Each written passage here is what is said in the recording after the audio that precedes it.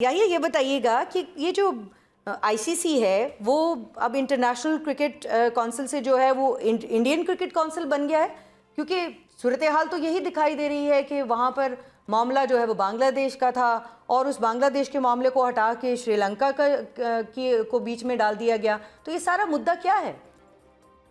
बिल्कुल ठीक है नैयर, ये सिर्फ आपकी राय नहीं है, ये उन तमाम लोगों की राय है जो कि खेल को फॉलो करते हैं, जो कि खेल को खेल के मैदान से देखने के ख्वाहिशमंद होते हैं। लेकिन अफसोस के साथ कहना पड़ता है कि चंद सालों से भारत को लगता है कि वो एशिया में राज करता है। भारत की ये खुशफहमी हमने पिछले साल जंग में दूर कर दी थी और अब क्रिकेट में वो इस सोच के साथ आगे बढ़ना चाहता है। इस खुशफहमी को हमने पिछले साल उस वक्त दूर किया जब चैंपियंस ट्रॉफी में उन्होंने पाकिस्तान आकर खेलने से मना किया। तो हमने फिर उनसे ये कहा कि जो तुम करोगे वो हम करेंगे, जो तुम करोगे वो हम करेंगे, हम आदमी हैं तुम्हारे जैसे। तो बिल्कुल पाकिस्तान ने वही किया और अब 3 साल के लिए तय हो गया है कि भारत पाकिस्तान नहीं आता तो हम भी भारत जाकर नहीं खेलेंगे। और अब इस वर्ल्ड कप में पाकिस्तान अपने मैच जो है वो श्रीलंका में जाकर खेलेगा। इस वर्ल्ड कप में भारत के लिए आने वाले दिन बहुत मुश्किल होंगे, क्योंकि पाकिस्तान न सिर्फ अपने मैच श्रीलंका में खेलेगा, अगर पाकिस्तान सेमीफाइनल में पहुंचा तो भी पाकिस्तान श्रीलंका में खेलेगा। पाकिस्तान फाइनल में पहुंचा तो नरेंद्र मोदी क्रिकेट स्टेडियम में 8 तारीख को जो फाइनल खेला जाना है वो फिर श्रीलंका शिफ्ट हो जाएगा। तो ये एक और भारत को खिदमत का, हजीमत का सामना करना पड़ेगा। यानी वो जो बायकॉट की बातें सामने आ रही हैं, कुछ इस तरह की गुफ्तगू भी हो रही है कि शायद पाकिस्तान भी बायकॉट कर दे बांग्लादेश के बाद, तो इसमें कोई सदाकत नहीं है? नहीं, देखिए पाकिस्तान क्रिकेट बोर्ड जो है वो तो वर्ल्ड कप खेलने जाएगा, लेकिन जिस तरह भी आपने अपने इंट्रो में कहा कि chairman Pakistan cricket board Syed Mohsin Raza Naqvi ने कहा कि हम वो करेंगे जो हमारे हुकूमत हमको कहेगी, हम अपनी हुकूमत के ताबे, इंटरनेशनल क्रिकेट काउंसिल के ताबे नहीं है। और उन्होंने बिल्कुल दुरुस्त कहा, और इंटरनेशनल क्रिकेट काउंसिल भी कुछ नहीं कर सकेगा अगर हुकूमत पाकिस्तान ने मना कर दिया कि आपने इंटरनेशनली बांग्लादेश को दीवार से लगाने की कोशिश की है। और हम बांग्लादेश के साथ इस वक्त जो दामे दरमे सुख में खड़े हैं, और अफसोस के साथ ये कहना पड़ता है ना ये बांग्लादेश की हार है ना इंटरनेशनल क्रिकेट काउंसिल की जीत है। ये क्रिकेट के लिए एक स्याह और अफसोसनाक फैसला है जो इंटरनेशनल क्रिकेट काउंसिल ने किया कि लेकिन ये बांग्लादेश को बाहर करके स्कॉटलैंड को शामिल करने का क्या मेरिट था? बिल्कुल ठीक है आपने, ये वो मेरिट था जो कि अपनी हटदर्मी दिखा रहा था भारत। देखिए ये कहानी उस वक्त शुरू हुई जब मुस्तफिजुर रहमान को आईपीएल की टीम से आउट किया गया, और बांग्लादेश का बिल्कुल दुरुस्त मौके था, अगर आप हमारे एक खिलाड़ी को सिक्योरिटी नहीं दे सकते तो हमारी पूरी टीम को कैसे सिक्योरिटी देंगे। बिल्कुल दुरुस्त जगह पर बांग्लादेश खड़ा था, और बांग्लादेश ने बिल्कुल दुरुस्त कहा कि अगर आप पाकिस्तान के मैचेस श्रीलंका लेकर जा सकते हैं तो हमारे मैचेस क्यों नहीं लेकर जा सकते। काउंसिल को अच्छा मुजाहरा करना चाहिए था, लेकिन इंतहाई अफसोस के साथ ये कहना पड़ता है कि मुल्कों के जो ग्रुप था उसमें 12 बांग्लादेश के खिलाफ चले गए।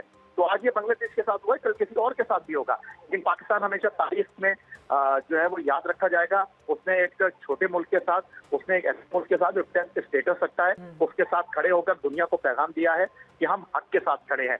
लेकिन चले यहाँ पर भारतीय क्रिकेट बोर्ड ने हटदर्मी दिखा ली, इंटरनेशनल क्रिकेट काउंसिल ने हटदर्मी दिखा ली, लेकिन बॉल अभी पाकिस्तान के कोर्ट में है। अगर हुकूमत ने वक्त से मना कर दिया कि आप वर्ल्ड कप खेलने के लिए नहीं जाएंगे तो इंटरनेशनल क्रिकेट काउंसिल की नाम नहाद दुकान जो पाकिस्तान इंडिया के मैच के ऊपर चलती है, पाकिस्तान इंडिया के मैच के ऊपर कमर्शियल मिलते हैं, पाकिस्तान इंडिया के मैच के ऊपर टीवी राइट्स बिकते हैं, अगर ये मैच ही नहीं होगा तो इंटरनेशनल क्रिकेट काउंसिल की दुकान जो है वो खाली हो जाएगी। ठीक है, लेकिन ये कोई पहली दफ़ा नहीं हुआ है। भारत इस तरह की हठधर्मी जिसका आप भी जिक्र कर रहे हैं वो पहले भी करता रहा है। लेकिन ये कहिएगा कि अगर मोहसिन नकवी साहब की तरफ से एक बयान आया है, इंतहाई अहम बयान है, लेकिन आईसीसी अपने लाडले बच्चे के मुकाबले में इस बयान को क्या अहमियत देगा? लाडला बच्चा उनका जो है वो आप देखें कि जो भारत है वो है, तो भारत का उसके ऊपर असर रसूख इतना है कि वो पाकिस्तान के बयानात को कितनी अहमियत देगा? लाडले बच्चे को तो प्यार कर रहा है इंटरनेशनल क्रिकेट काउंसिल, लेकिन जो पाकिस्तान ने आंखें दिखाई हैं, जो पाकिस्तान ने उसूली मौक़िफ़ का मुज़ाहरा किया है, उस पे उनके दांतों के नीचे से पसीना आ गया है। इस वक्त उनकी हवाइयां उड़ी हुई हैं कि पाकिस्तान क्या फैसला करता है। अगर पाकिस्तान ने इनकार कर दिया, पाकिस्तान ने मना कर दिया, बांग्लादेश के ना आने से इंटरनेशनल क्रिकेट काउंसिल को कोई नुकसान नहीं होगा, बांग्लादेश के ना आने से टीवी राइट्स का कोई नुकसान नहीं होगा। लेकिन अगर पाकिस्तान ने मना कर दिया तो पाकिस्तान की जगह वो युगांडा को खिलाकर वो नताइज हासिल नहीं कर सकते। ये वर्ल्ड कप खत्म हो जाएगा, इंटरनेशनल क्रिकेट काउंसिल की दुकान बंद हो जाएगी, एक ऐसी दुकान जिसके शटर नीचे डालने के बाद आपको ताला लगाने की भी जरूरत नहीं होगी, क्योंकि इंटरनेशनल क्रिकेट काउंसिल सिर्फ चलती ही पाकिस्तान इंडिया के मैच के ऊपर है।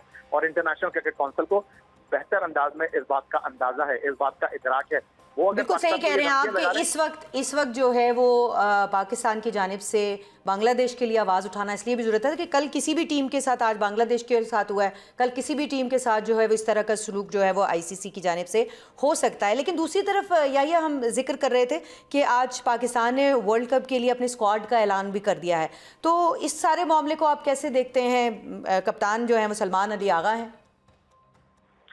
बहुत ही बैलेंस टीम है, और अगर आपका ये सवाल है कि एक तरफ हम कह रहे हैं कि हम वर्ल्ड कप खेलने नहीं जाएंगे, हम वजीर आजम से पूछेंगे, दूसरी तरफ आपने स्क्वाड का ऐलान कर दिया है, तो देखिए जो टीम है वो तो अपनी तैयारी पूरी रखेगी। क्रिकेट बोर्ड जो है अगर उसको हुकूमत ने मना कर दिया तो वो नहीं जाएंगे, लेकिन आपने एसओपीज को पूरे करने हैं ना।